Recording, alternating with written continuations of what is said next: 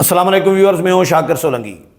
Viewers, آج یہ جو دن گزرا، اتوار کا دن، اتوار کو بھی آئینی ترامیم یا جوڈیشل پیکج جس کو کہیں وہ پیش نہیں ہو سکا۔ حکومت مولانا فضل الرحمان کو تو قائل نہیں کر سکی، البتہ مولانا فضل الرحمان حکومت کو قائل کرنے میں کامیاب ہو گئے ہیں، کیونکہ حکومت کی مولانا ہیں مجبوری، مولانا پی ٹی آئی کی مجبوری بھی ہے، حکومت کی بھی مجبوری ہے، اسی لیے دونوں کی دوڑیں لگی ہوئی ہیں مولانا کی رہائش گاہ پر۔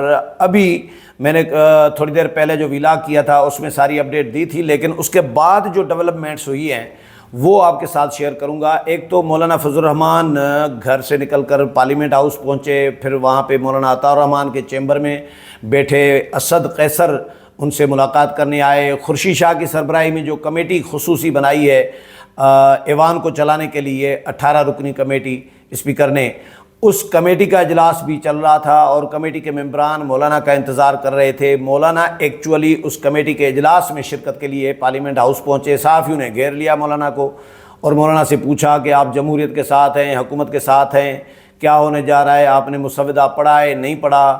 مولانا عبدالغفور حیدری اس سے پہلے کہہ چکے تھے کہ ہمیں مسودہ نہیں ملا اور آئینی ترامیم کا، اور جب تک ہم مسودہ نہیں دیکھیں گے، نہیں پڑھیں گے کہ کون کون سی ترامیم حکومت لانا چاہ رہی ہے، تو تب تک ہم ووٹ نہیں دیں گے۔ اور یہ بھی مولانا عبدالغفور حیدری نے کہا تھا کہ ہم نے حکومت کو تجویز کیا ہے کہ حکومت فی الحال یہ آئینی ترامیم مؤخر کرے اور ملتوی کرے، اس کے بعد پھر اس پہ مزید مشاورت کی ضرورت ہے۔ تو مولانا فضل الرحمان جب کمیٹی میں گئے تو اس خصوصی کمیٹی میں بلاول بھٹو زرداری بھی تھے، باقی حکومتی لوگ بھی تھے، وہاں پہ بھی مولانا نے یہی موقف رکھا کہ فی الحال ملتوی کیا جائے اس کو اور اس پر مزید مشاورت کی ضرورت ہے، حکومت ہمیں اعتماد ملے۔ وزیر اطلاعات اور وزیر قانون اس سے پہلے کہہ چکے تھے کہ ہمارے پاس نمبر گیم تو پوری ہے، لیکن ہم جب تک اتفاق رائے پیدا نہیں ہوگا تب تک ہم آئینی ترامیم پیش نہیں کریں گے۔ اور حکومت کے پاس کیسے، مولانا کے بغیر تو 2/3 میجارٹی ہے ہی نہیں، 2/3 میجارٹی یہ حکومت جو دعویٰ کر رہی ہے کہ ہمارے پاس موجود ہے، مولانا کو بھی شامل کر رہی ہے حکومت، تبھی 2/3 میجارٹی ان کے پاس پوری ہوتی ہے، 2/3 اکثریت۔ 4-5 پی ٹی آئی کے ممبران ہیں جو حکومت کے ساتھ اس وقت حکومت کے ساتھ ہیں سمجھے، اور باقی مولانا کے 8 ممبران ہیں۔ مولانا عبدالغفور حیدری بھی آ گئے ہیں، واپس آ گئے ہیں، چائنا گئے ہوئے تھے، تو میں نے پہلے ویلاگ میں بتایا تھا کہ چائنا میں ہیں، لیکن بعد میں نے کنفرم کیا تو مولانا حیدری صاحب مولانا کے ساتھ بیٹھے تھے، میٹنگ میں بھی بیٹھے تھے، اسد قیصر والی میٹنگ میں، اور مولانا عبدالغفور حیدری نے پھر میڈیا ٹاک بھی کی اور انہوں نے سارا کچھ بتا بھی دیا۔ تو مولانا نے یہ کہا ہے کہ بھائی قوم کے لیے خوشخبری ہے۔ یہ جب صحافیوں نے پوچھا کہ آپ آئینی ترامیم پر ووٹ دینے جا رہے ہیں حکومت کو، تو مولانا نے کہا کہ آپ دیکھتے جائیں، قوم کے لیے خوشخبری ہے، اور خوشخبری کا مطلب یہ ہے کہ کوئی مولانا بڑا سرپرائز دینے والے ہیں۔ صرف مولانا کے 8 ووٹ شاید نہ ہو، شاید مولانا پی ٹی آئی سے بھی ووٹ لینے میں کامیاب ہو جائیں، کیونکہ مولانا کی تجاویز جو تھی وہ حکومت نے قبول کر لی ہیں۔ ابھی تک جو دیکھیں، مولانا نے تقریر کی تھی، مولانا نے کہا تھا کہ اداروں کے سربراہان اپنی ایکسٹینشن کی فکر میں پڑے ہوئے ہیں، لگے ہوئے ہیں، اور ہم ایکسٹینشن کے حق میں نہیں ہیں، ہم ووٹ نہیں دیں گے کسی بھی ایکسٹینشن کو، چاہے وہ فوجی ایکسٹینشن ہو، چاہے وہ عدالتی ایکسٹینشن ہو، چاہے وہ بیوروکریسی کی ایکسٹینشن ہو۔ اگر ان کو ایکسٹینشن دینی ہے تو پھر کل پارلیمنٹ بھی کہے گی کہ ہمیں 5 سال کی ایکسٹینشن دی جائے، 3 سال کی مزید جب مدت پوری کرے گی تو کہیں گی بھائی 3 سال کی توسیع دی جائے۔ تو یہ توسیع کا سلسلہ ختم ہونا چاہیے، یہ مولانا نے تقریر میں علل اعلان کہا تھا۔ اس کے بعد ابھی جو خبریں آ رہی ہیں کہ آئینی جو پیکج حکومت لانے جا رہی ہے، تو اس میں چیف جسٹس آف پاکستان کو توسیع دینے کی شک نکال دی گئی ہے۔ چیف جسٹس کو یعنی قاضی فائز عیسیٰ کو توسیع حکومت نہیں دینے جا رہی، تو یہ مولانا کی تجویز ہے، بظاہر ابھی تک یہی ہے۔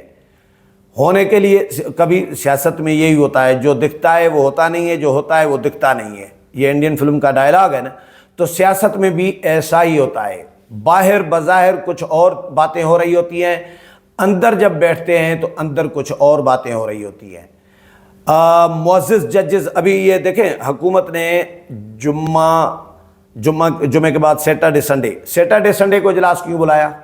क्योंकि सुप्रीम कोर्ट में छुट्टी होती है। हुकूमत ने ये प्लान बनाया था कि सैटरडे संडे को हम 2/3 मेजॉरिटी पूरी करके हम आईनी तरामीम मंजूर करवा लें, ताकि सुप्रीम कोर्ट के जो इमरानदार मुअज़्ज़िज़ जजेस हैं, जस्टिस मंसूर अली शाह तरमिनल्लाह और उनके साथी, वो कुछ कर न पाएँ, कोई फ़ैसला न दे दें, बैठ के कोई आर्डर न पास कर दें। इसलिए हुकूमत ने सैटरडे और संडे का इंतखाब किया। लेकिन मौलाना ने फ़िलहाल तो सैटरडे संडे को तो मंजूर नहीं करवाई, मौलाना के बगैर मंजूर भी नहीं हो सकती आईनी तरामीम। तो आज सारा दिन मौलाना के पास आनियाँ जानियाँ लगी रही, और अब यह है कि आज रात में मज़ीद मुशावरतें होंगी। मौलाना ने कहा है कि भाई मज़ीद मुशावरतें होनी चाहिए, मुशावरत होनी चाहिए, उसके बाद हमें इत्मीनान होना चाहिए, हमें तसल्ली दी जाए, मुतमईन किया जाए, तो उसके बाद हम वोट देंगे। तो मौलाना फजल रहमान साहब ने ये टाइम हुकूमत से लिया है कल तक के लिए। 10:30 11:30 बजे सेनेट का इजलास होगा, 12:30 बजे कौमी असम्बली का इजलास होगा, उससे पहले वफाकी काबीना का इजलास होगा जिसमें आईनी पैकेज की मंजूरी दी जाएगी। और तब तक रात के पेट में मुज़ाकराती अमल जारी रहेगा, जिस तरह माजी में भी होता रहा है। LFO के दिनों में भी मुझे याद है जब लीगल फ्रेमवर्क आर्डर जब पास हो रहा था, उस वक़्त भी इसी तरह सारी रात मीटिंग्स चलती रही। तो सियासत में जब इस तरह के इवेंट्स आते हैं, इस तरह के मामलात आते हैं, इस तरह के दिन आते हैं, तो 24 घंटे, यानी उसमें 1 घंटा आधा 2 घंटे कोई टाइम मिल जाता है कोई रेस्ट करने का, बाकी तो मुशावरत ही चल रही होती है। तो आज रात मौलाना का घर जो है वो सारी रात मुज़ाकरात और मीटिंग्स और आना जाना लगा रहेगा इनका, सियासतदानों का। उसमें मियाँ नवाज़ शरीफ, मियाँ शहबाज शरीफ भी आ सकते हैं, और कभी इम्कान है कि उनकी आमद होगी मौलाना की राशगाह पर। हो सकता है, मैंने पहले भी कहा था कि आसिफ अली जरदारी भी मौलाना फजल रहमान के पास रात के पेट में पहुंच जाएं, लेकिन अगर नहीं भी आए तो वो टेलीफोन पर राबते में ज़रूर होंगे मौलाना के साथ, बल्कि हैं, क्योंकि आसिफ अली जरदारी पे मौलाना ज़्यादा ट्रस्ट कर रहे हैं आजकल। फिर पहले ज़्यादा जरदारी साहब पे करते थे, फिर जरदारी साहब ने भी थोड़े से चीज़ें की, गड़बड़ की थी मौलाना के साथ, जो एग्रीमेंट्स, जो मामलात तय करते हैं, फिर उनसे मुकर जाना, ये इस तरह की चीज़ें सियासत में चलती रहती हैं। आसरा दिया, फिर मुकर गए। मियाँ नवाज़ शरीफ के साथ मुआहदा भूरबन किया था तहरीरी तौर पर, तो जरदारी साहब ने कहा कि भाई ये तहरीरी मुआहदा सियासी मुआहदा था, ये कौन सी कुरान की आयत या हदीस थी। तो ये इस तरह के मामलात सियासी जमातों में चलते रहते हैं। एतमाद का फुकदान भी होता है, लेकिन चलना भी पड़ता है एक दूसरे के साथ, तमाम तर तहफ़्फ़ुज़ात के बावजूद चलना पड़ता है। तो मौलाना फजल रहमान बहरहाल इस वक्त आसिफ अली जरदारी दोस्त भी हैं उनके हवाले से रिज़र्वेशन भी हैं मौलाना को, लेकिन मौलाना के पास उन पर ट्रस्ट करने के अलावा अगर हुकूमत को वोट देना है तो मौलाना के पास सबसे बड़ा जो वे है, जो रास्ता है, वो आसिफ अली जरदारी पे ट्रस्ट करना है। मियाँ नवाज़ शरीफ ने PDM के दौर में भी मौलाना के साथ कोई अच्छा नहीं किया, उन्होंने भी एतमाद ख़राब किया है अपना।